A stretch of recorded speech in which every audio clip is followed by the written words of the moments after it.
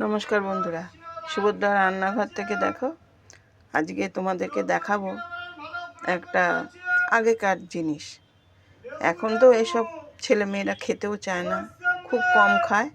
দেখো, আমি কুমড়ো আর উচ্ছে কতগুলো কিনেছিলাম, পেকে গেছে। সেগুলোকে কি করি এখন? সেগুলো এখন এই ভাজা ভাজা। দেখো, এবার আমি এগুলো দিয়ে দিলাম। এবার নুন হলুদ, দেখো আমি একটু নুন হলুদ চিনি এর মধ্যে দিয়ে দিলাম। দিয়ে এবার নেড়ে চেড়ে ঢাকবো না, এমনি তো পাকা হচ্ছে, গলে যাবে।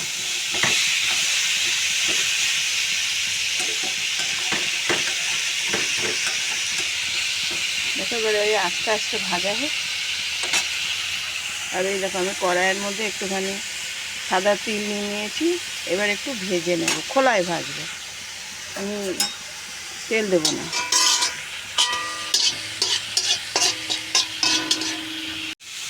আর দেখো, উচ্ছের কুমড়োটা দেখো আস্তে আস্তে ভাজা হচ্ছে, কারণ পাকা উচ্ছে তো একটু নরম হয়ে যায়। দেখো, আমি কুমড়োর মধ্যে বলেছিলাম না যে পেঁয়াজ কুচি দেবে, দেখো পেঁয়াজটা লাস্টে দিয়ে দিচ্ছি। আর একটুখানি ভাজা ভাজা হবে, কারণ একটু পাকা উচ্ছে তো একটু গা লাগা হয়ে যাবে, ঝরঝরা হবে না। এটা একটু পেঁয়াজটা একটু মধ্যখানে দিয়েছি, এটা তেলটায় ভেজে নেব। নিয়ে আমি দুটো ধনেপাতাও ছড়িয়ে দেবো।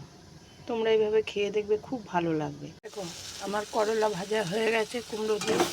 এবার নেড়ে চেড়ে দেখো কি সুন্দর লাগছে দেখতে। তোমরা এইভাবে খেয়ে দেখবে পাকা করলা কেমন লাগে। দেখো, আমার কুমড়ো করলা ভাজা রেডি। কি সুন্দর লাগছে। তোমরা এইভাবে খেয়ে দেখবে কেমন লাগে, জানাবে কিন্তু। টাটা।